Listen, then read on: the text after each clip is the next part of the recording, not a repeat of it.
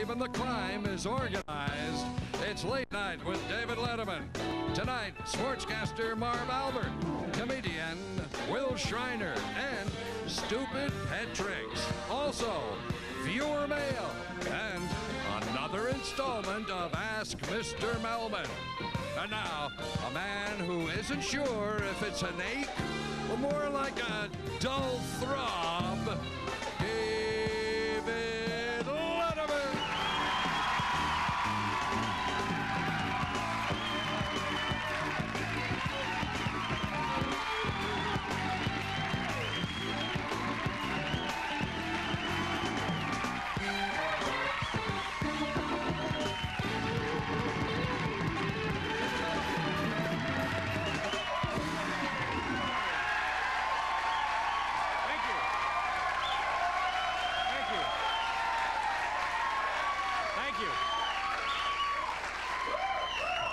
Thank you very much, ladies and gentlemen. Welcome to the show. We have it's an important day, and because it's such an important day, we have, I think, a really fine program, not for just the folks here in the studio audience, but for you folks viewing at home as well. And I don't know what that means. I was just babbling there. But it is an important day. President Reagan in Los Angeles yesterday met with the Prime Minister of Japan. Paul, do you know the name of this man, the Prime Minister of Japan? Oh, come on now. Wait a minute, somebody knows. Will Lee knows. Will Lee knows. Mr. Nakasone is correct. There you Will. go. What do we have for Will, Bill? A brand new car. No, we don't.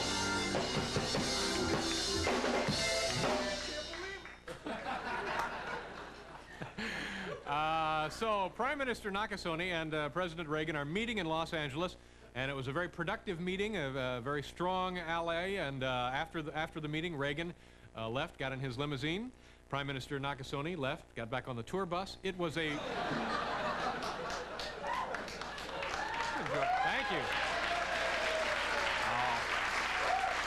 Thank you. But the reason it's such an important day, Joan Collins is getting married now. For number 4. This will be her 4th marriage, and I have a feeling this one's going to work. I don't know. But, you know, when happiness and good fortune comes into your life, I hate it when people start criticizing the poor woman. Now they're beating her to death. They're saying, well, she's marrying a man much younger than she is. And my feeling on this is, yeah, but when you're Joan Collins, do you really have a choice?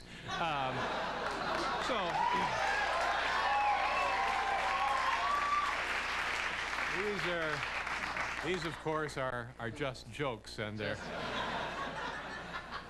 certainly intended for the entertainment use of our audience. Now, this is a good night tonight. It's Thursday night, isn't it, Paul? Yes, sir. Well, we've put together a good one for you. Stupid Pet Tricks, Marv Albert, Wilbur. That's right, Wilbur is here. Former Secretary of Agriculture, and we couldn't be happier. Comedian Will Shriner is here, and Ask Mr. Melman. This man is Paul Schaefer, ladies and gentlemen. Thank you very much, David. So nice to see you. Thank you. You know, David, Steve Jordan and I participated in a lovely little Christmas benefit just before the holidays started. In New Jersey. In New Jersey, in That's Red right. Bank, New Jersey. The Count Basie Theater was for an association that finds and protects lost kids. And a lot of people say to me, Paul, why do you go? Why do you have to run and do the benefits? When are you going to take a little time for yourself? Why do you have to keep doing and doing? And I tell them, you know what I tell them? I say, well, we're so fortunate to be in an industry that in which our audience gives us so much. Yeah. We got to give a little bit back, and right. that's the way I feel about it. Call me old-fashioned, I don't know. But always wanted to say that on TV. Tonight, ladies and gentlemen, is viewer mail night every Thursday since we first went on the air. Let me remind you, these are actual letters from actual viewers, and we certainly appreciate your participation. By the way, I'm getting a lot of good feedback on my project now to get Dick Clark off TV. Calls coming in, are there? A lot of calls coming in? Relatives, everybody saying, you know, you get a point, Dave. He doesn't have to leave everything. Just put him back on the bandstand show. You can still do bandstand. He can do, but get him off the blooper deal. I mean, the man's a very talented man, but anybody could stand there with that and introduce bloopers.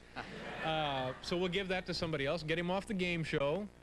He can even keep his radio countdown show. And then get him off that Times Square deal every year, New Year's. But I feel a groundswell here. And I think we all know how painful that can be. Let's get right to it, shall we? We only have 90 minutes tonight, so here we go. Dear Dave, letter number 1 begins, where do you get it? Respectfully, Thomas Helke, San Francisco, California. Well, Thomas, one place you get it is from strange mail. That's why our staffers always wear these protective neoprene gloves when handling your sort of letter.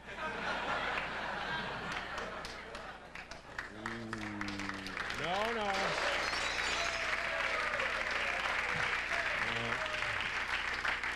Letter number 2 begins, Dear David, you do have a very cheap program. You would not give away a television because it was used as a doorstop, and then you would not give away a T-shirt. Well, really, the prizes you do give are really nothing of value. Thank you for having the cheapest show on TV. Sincerely yours, Mary A. Smith, Cohoes, New York. Is that right, Paul? Cohoes, New York, C-O... Coes? It's apparently Coes, New York, ladies and gentlemen, and we've been informed that it's next to Glen Falls.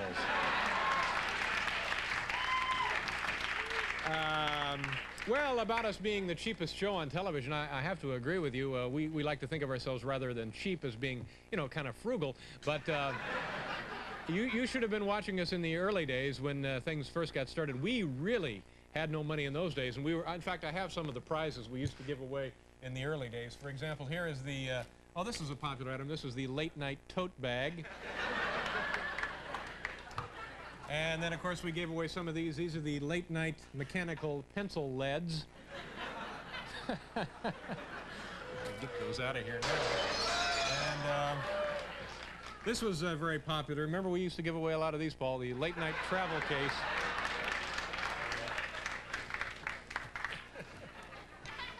We do what we can, ladies and gentlemen. This is not cable TV, by the way. This is free entertainment. You don't have to pay a nickel for this. Letter number 3. Are we up to letter number 3?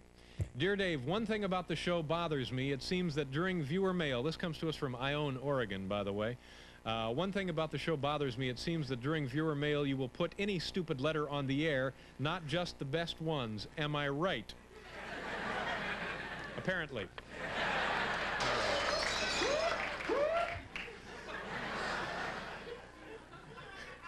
Letter number 4 begins, Dear Dave, we think it would be a great idea if you had a salad bar in the studio.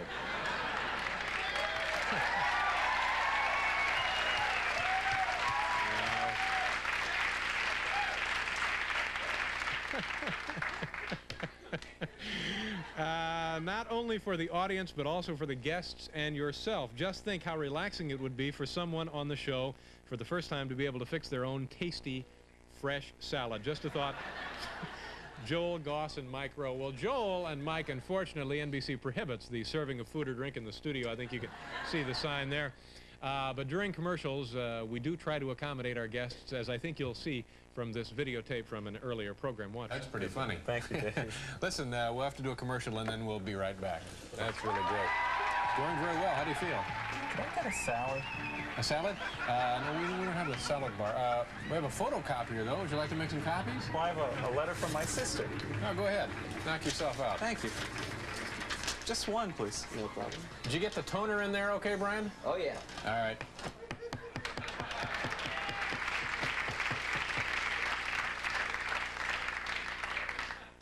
We're doing everything we can, please. Where are we? I've lost my place here. Where are the... Letter number 5.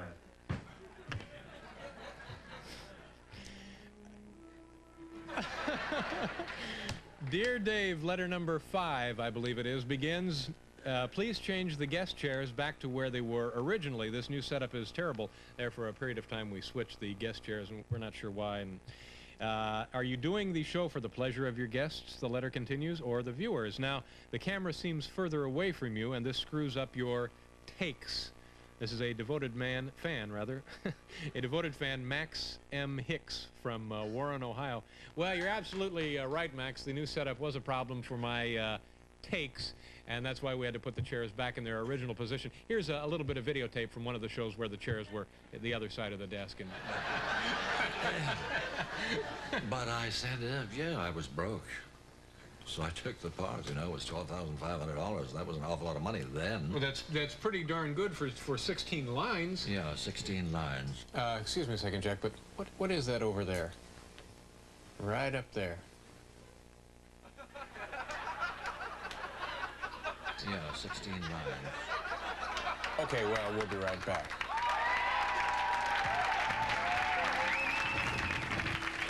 Hey, my money's gone.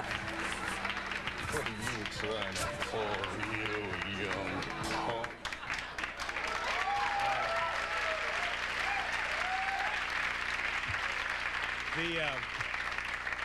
The interesting thing about that, the night Jack was here, he changed suits in like a fraction of a second. One minute he was wearing a kind of a brown suit, and then the next second he had on that lovely little gray number. Well, yeah. We're ready to go, aren't we, Paul? We got a good show, folks. Thank you for being here. We'll be right back with Stupid Pet Tricks.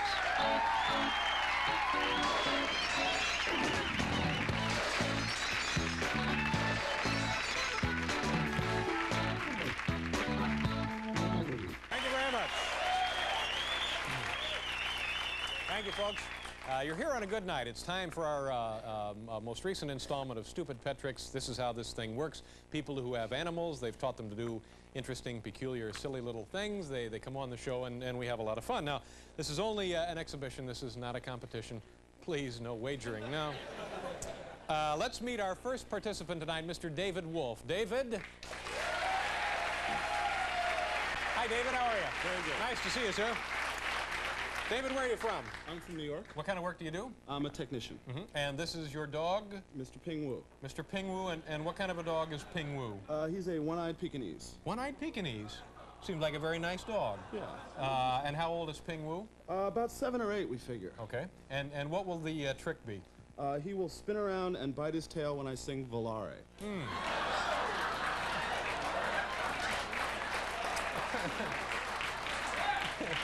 You know, this may be one folks would like to wager on, so I'm going to... now, how did you teach Ping Wu to do this? He sort of taught himself. One day I was singing in the shower, and around he went. All right. Now, let me ask you, David, do you need any musical help from our fine band? I think we'll be fine. Okay, ladies and gentlemen, David Wolf and Ping Wu. Volare. Pinger, pinger. Volare, whoa, cantare, whoa, volare, whoa, yeah, volare, cantare, whoa. One more time. Volare.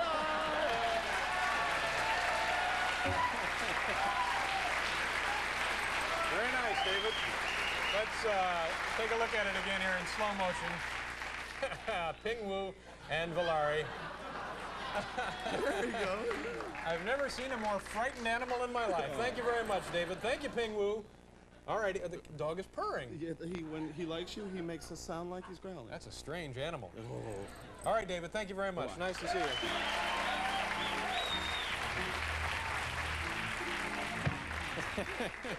The dog was actually purring like a kitty. It's true. Our next guest is Dean Simmons. Dean. Hi, Dean. How you doing? Good. Nice to see you, sir. See you. Dean, where are you from? Philadelphia. What do you do in Philadelphia? I have a store in Marion called Town Shade Linoleum. We do floor coverings, window coverings. All right. That's not a plug, is it, or anything? Could be. Okay, and this is your animal. It's a dachshund. What is the dog's name? Curly Howard.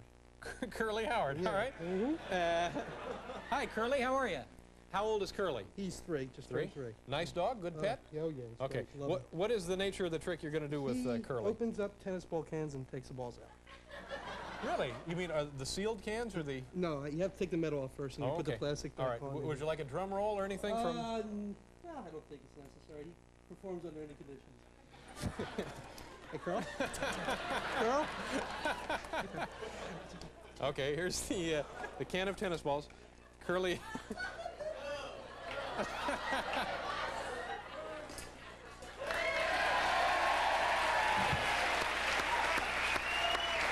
Yes, sir.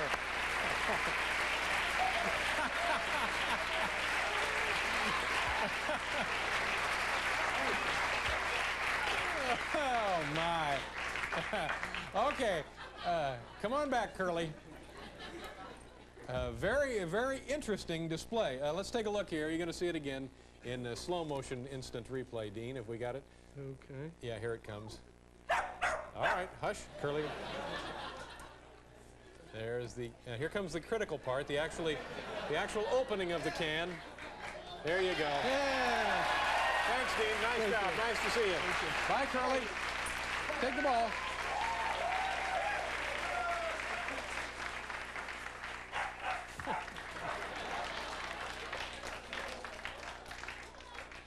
When they come in from out of town like that, do we pay the travel on that? Oh, okay. We do pay the travel. Our next participant tonight, John McIntyre. John.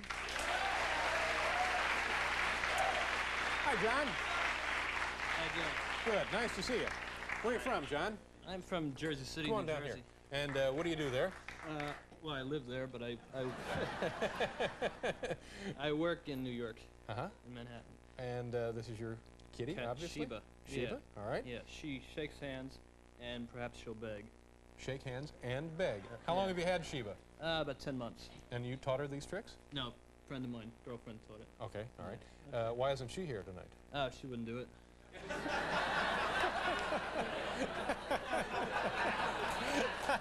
Well, it's good to see that at least one of you has some sense. Okay, John. Okay. Now, do you need a drum roll or anything here? Oh, or? no, she wouldn't like that. You wouldn't like that. Nobody wants one. I'll get one later. This is John McIntyre and his cat Sheba, trained by his girlfriend, who wanted nothing to do with this. Right. The cat will. Sit down. Sit. All right, look at me. Shake. Shake. Come on. Come on. Did this before. Oh. Good.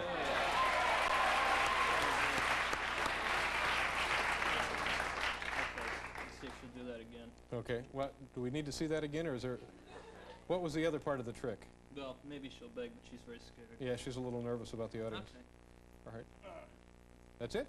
Okay. All right, John. Let's. We're going to see your cat here. There it is. Nicely done. Thanks, John. Nice meeting you. Take care.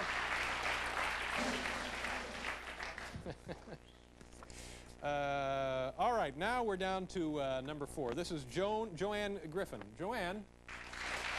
Hi, Joanne. How are you? Nice to meet you. Where are you from? Originally Middletown, Rhode Island. Mm-hmm. Where do you live now? San Diego, California. Oh, it's a beautiful city. What do you do there? I go to school. Yeah? Where do you go to school? University of California, Yeah. San Diego. What are you studying? Music and drama. Oh, what year are you? Senior. How are your grades? Pretty good. And what do you weigh? Joanne, this is your dog. What kind of dog is this? Shetland sheepdog. Really? It looks like a miniature collie. Is it similar or the same? Yeah, they originally bred from Yeah, collies. it's a cute dog. And what is the name here? Jazz. Jazz. Now, you washed this dog, didn't you? Mm-hmm. That was real nice. This thing is all... It's great. He looks like he's been inflated. That's good. Now, did you fly the dog out here from San Diego? Mm-hmm. Dogs love to fly, don't they? They can't wait for the The nurse. fun you can have with a dog. Okay, what are you going to do? He's going to ride you.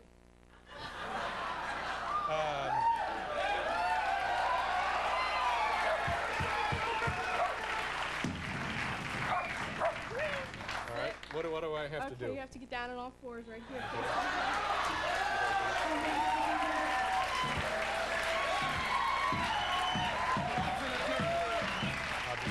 I'll hang this up over here. All right. Get down right here? Over here, yeah. Okay. I would like a drum roll here. You have to keep your back flat. Okay. Jazz, place. Wait. Oh, geez, you scared me. Pony ride!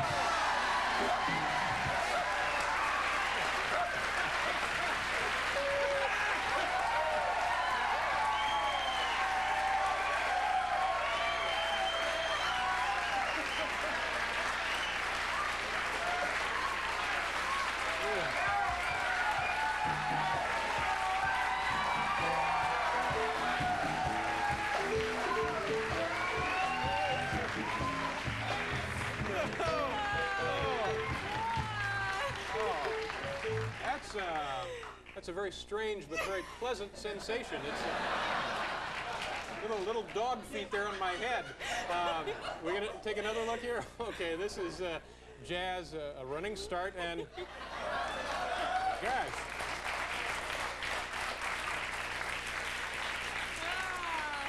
He got that from watching Mary Lou Retton in the Olympics, didn't he?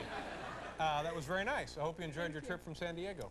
Thank you. What happened here? Nice. What the hell is wrong now? Nice meeting you. Thank you very much. Is that it? Okay.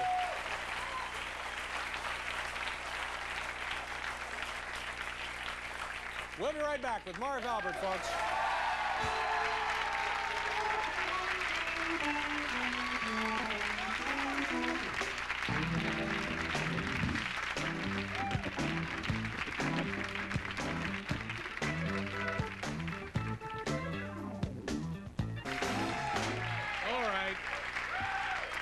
Our next guest is the keeper of the prestigious Albert Achievement Awards, and he is here tonight with his annual year-end wrap-up. As far as I'm concerned, he is also the most knowledgeable sports expert in this entire building. Ladies and gentlemen, say hello to Marv Albert.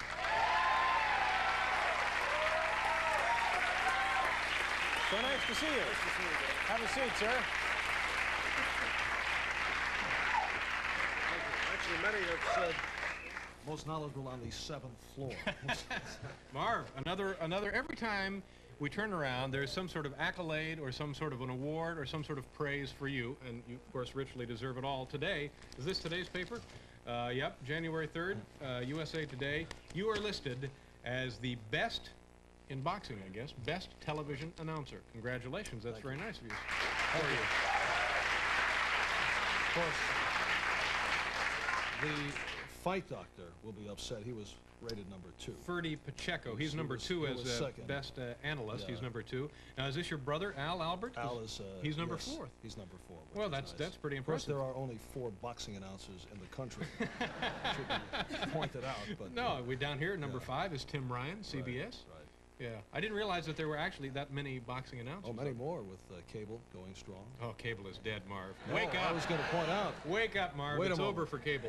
Folks, to digress for a moment, folks very disappointed they did not see you today. As you are all aware, is the opening day of the USFL draft. And they were looking for you. I thought I'd go in an early round, frankly. Yes. Well, you were a territorial selection.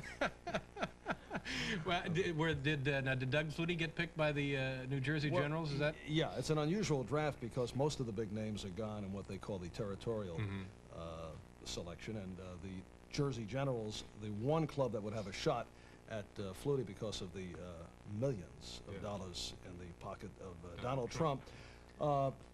Took Boston College, or were awarded Boston College. Drafted the entire student body, They could. Yeah. They actually could. So they had the rights to Flutie and... several cheerleaders, several cooks in the dorms.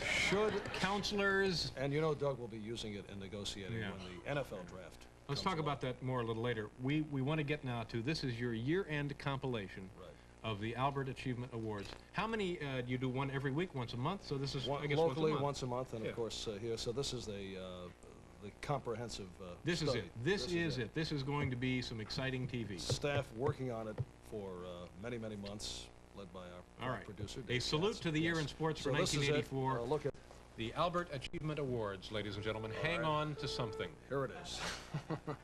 And we'll open it up with baseball disagreements. Yankee manager Yogi Berra umpired Joe Brinkman with a difference of opinion, and Brinkman gave it right back. Cleveland manager Pat Corrales did not like a call, goes bananas, throwing bats from the bat rack. An ump's call going against manager Doc Edwards of Tidewater. He reacts by ripping out third base and throwing it. Now to basketball. Off the missed shot, final seconds, Greg Trapp of Oregon with a heave from behind the basket goes in, and the game goes to overtime. A nifty move by Bill Walton. He throws his shoe at the shot, attempted by Bob McAdoo. Off the rebound, Sam Perkins of Dallas hits the floor and manages the impossible shot.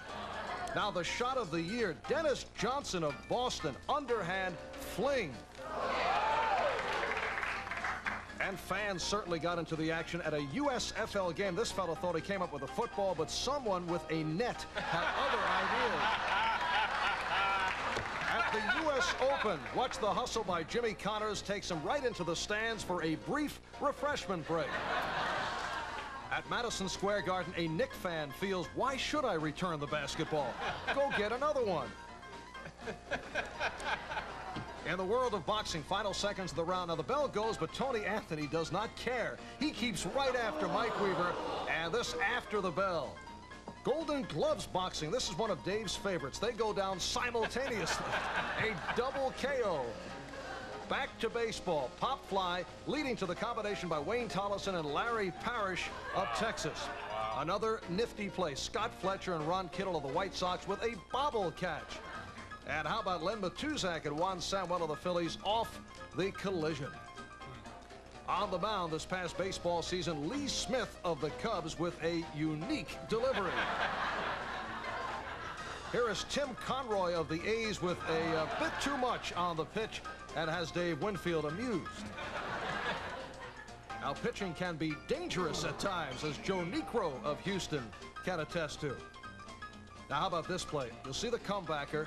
Watch the move by Shane Rawley, a slight overthrow. Now, football had its moments. Watch the middle of your screen. Oklahoma coach Barry Switzer proudly leading his team onto the field.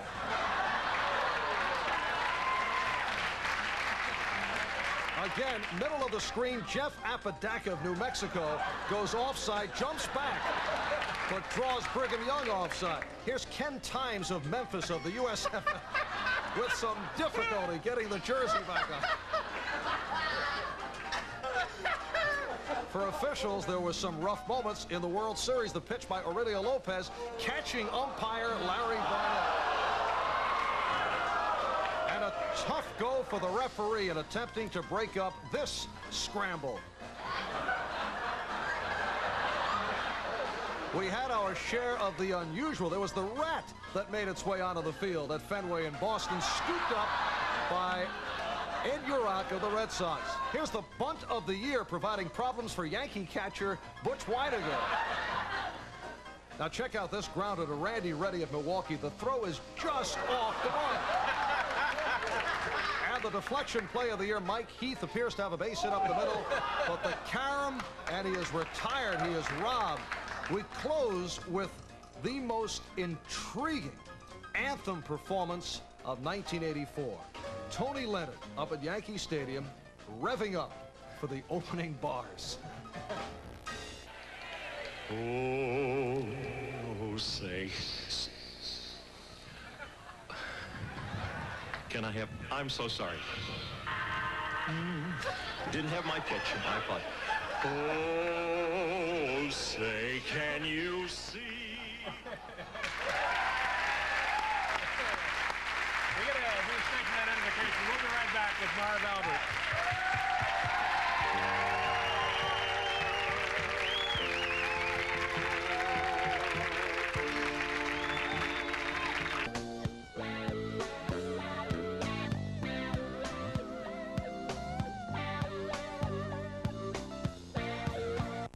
NFL, who has the rights to Doug Flutie? Draft is in April.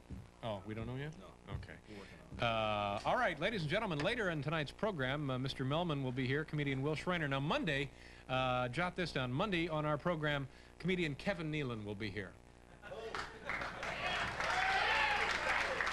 We'll be here for a full hour, kind of a look at the early days with Kevin, his childhood, his folks, and, of course, a retrospective of his earlier appearance on our show. So that'll be 60 fun-packed minutes with Kevin Nealon. That'll be on Monday, so be sure and get plenty of rest and join us then. Kevin Nealon on Monday, ladies and gentlemen. So where were we? Now, we were talking about Doug Flutie, and we said we won't know till April. Right. April, Buffalo Bills seem to be headed in that direction. Yeah. They will have #1 draft pick in the NFL grab bag. A lot of important stuff happened since we last saw you. Brigham Young, now where did you stand on this controversy? They were finally voted #1, right? Right. Yeah, now how do you feel about that? There should be no #1 this year, the way things have turned out.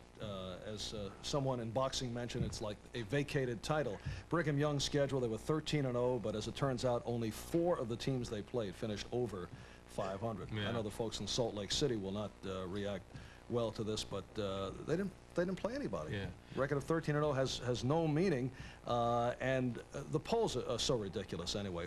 It's similar to All-American and Heisman Trophy polls. There is no one who really sees all the teams, just as you don't see all the players. All right, quickly, Marv, your Super Bowl pick. Anything here we ought to know about? Yes, I like the Dolphins. All right. Yes. Off the top.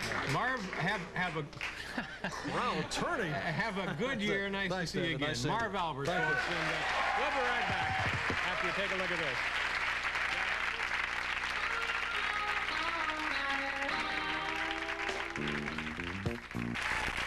Hi there. Thank you very much.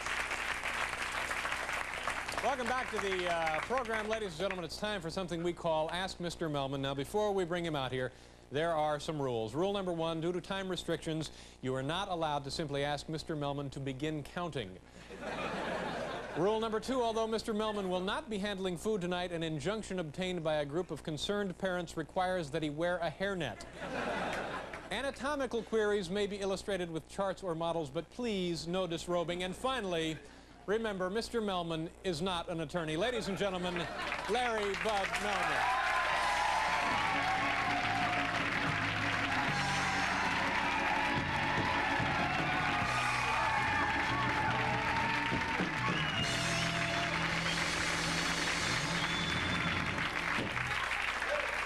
Good evening, my friends. As we enter a new year together, 1985, I am reminded of the many years past in which people have sought and received my advice.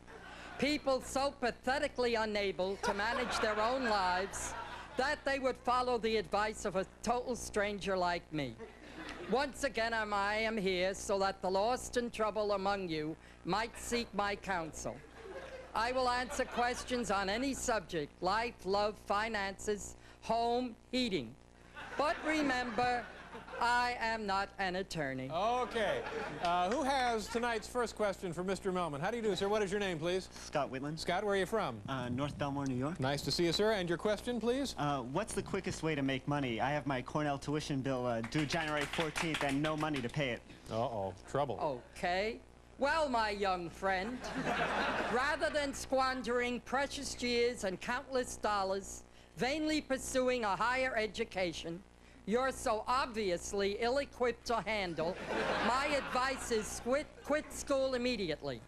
Seek your fortune in the rapidly expanding field of semi-skilled labor. Have you considered the material and spiritual rewards to be found as a fry chef, a video rental clerk, or as a cartoon character in one of America's theme parks? Make room for someone who can afford to pay his way, someone whose mind will be fertile ground for the powerful seeds of higher learning. Bill Wendell, please give that nice person 2 T-shirts. There you are. 2 T-shirts. 1.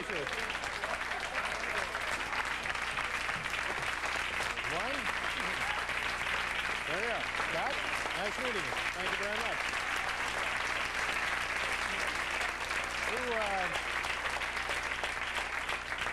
Who has the next question for Mr. Melman?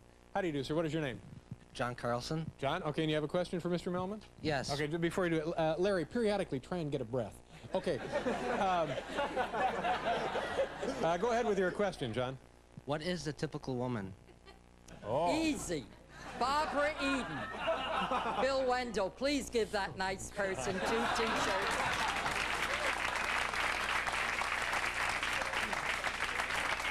Thank you very much. That's the nastiest thing I've ever heard. We have time for one more? All right. Who has the third question for Mr. Melman? Hi, sir. What is your name? Dave Denoy. Dave, nice to see you. Where are you from? Wilton, Connecticut. Wilton, and your question, sir? Can I say hello to my friends first? No. Friend George Dominguez and Mike Bonet and Mark Rolla came here with. You know, you keep it up and you may not be here through the miracle of editing. What is your question? My question is, how can I tell if my girlfriend's faking an orgasm or not?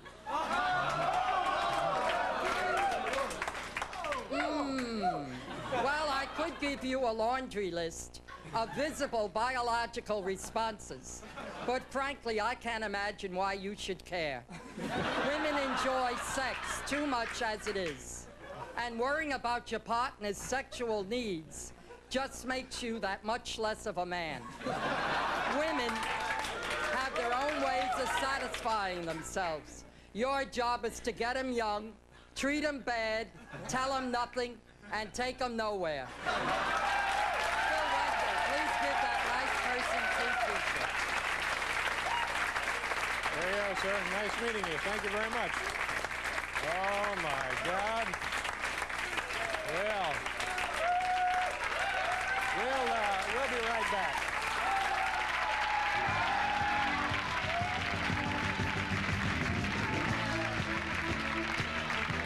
Next guest is a talented comedian. This man has been with us many times before on this program. He will be appearing at the end of this month at the New Improvisation in San Diego. Please welcome Will Shriner.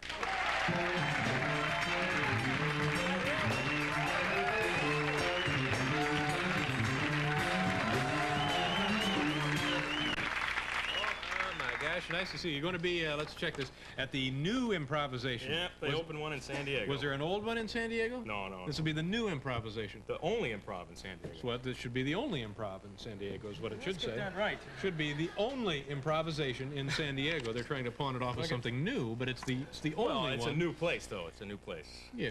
But it's the only one. It's the only one of its kind, yeah. All right. Well, no, not the only one of its kind. The only one in San Diego. Of its kind in San Diego. That's right. Oh, you're going to get technical on this? I got Shetland dog hairs all over my shoulder. Oh, they were practicing on you back there, were they?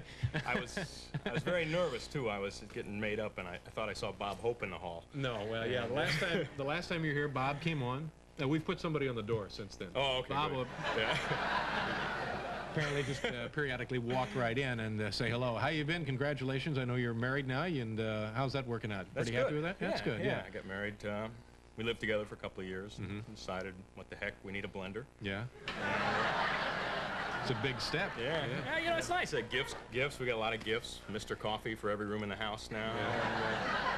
You know, I got to break bachelor habits. It drives my wife crazy. I still, like, wake up in the middle of the night and go, 4 o'clock, I got to get home. Yeah. And it's no good. She said, stop that. Yeah. Stop that. Yeah, that's annoying. Yeah. Now, if anybody's getting married, tips. We learned a lot about We have some marital tips here? Marital tips. All right. Check out other weddings, because, you know, you can make mistakes. Like, we had a police photographer for our wedding, so they're all front and side.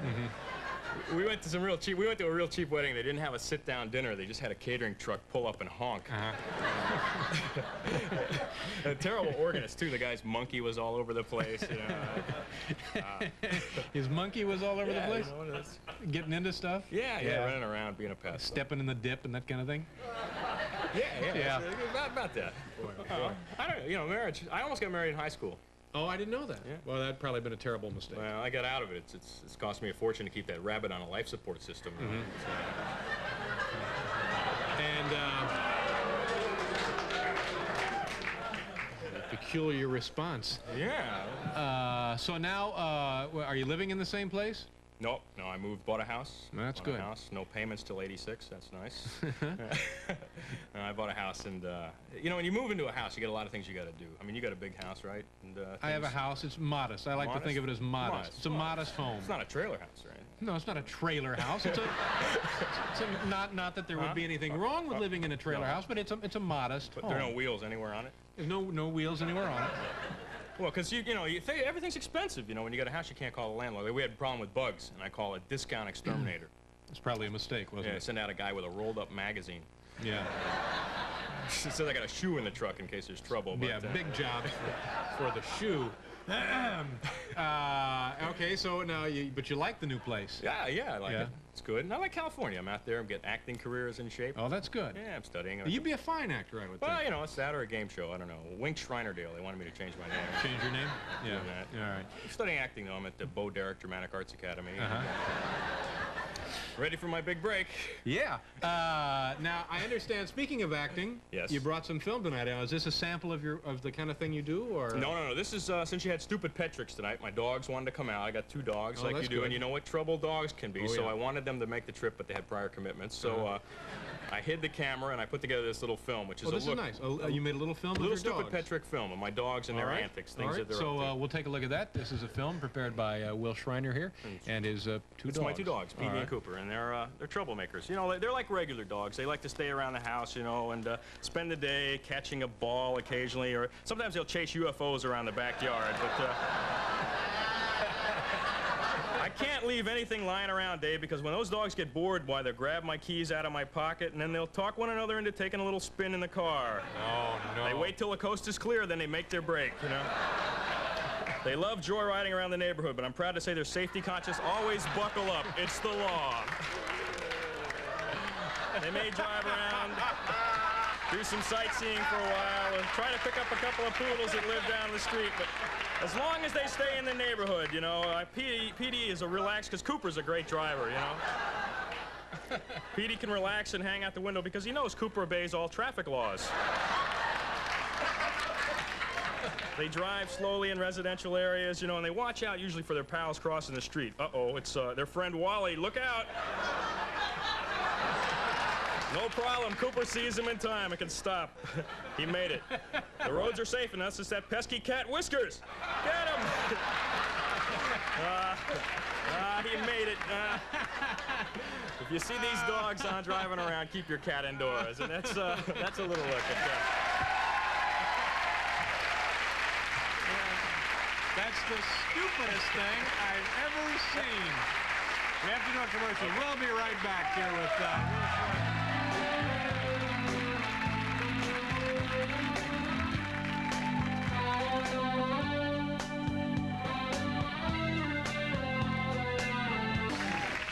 Thank you, gentlemen. It's our band. Don't you think the band is sounding better and better? Oh, yeah, they ought to go on the road. Do they ever tour? No, we need them right here. Don't make suggestions like that. Listen, Will, thank you very much for being here. That was the stupidest thing I've ever seen. Stupid pet tricks. Very, very funny. Also, my thanks to Will Schreiner. Oh, and I just did that, didn't I? Marv Albert, everybody who helped us out with Stupid Pet Tricks, Larry Melman, and on and on. Remember, kids, Monday night, Kevin Nealon. Have a good weekend.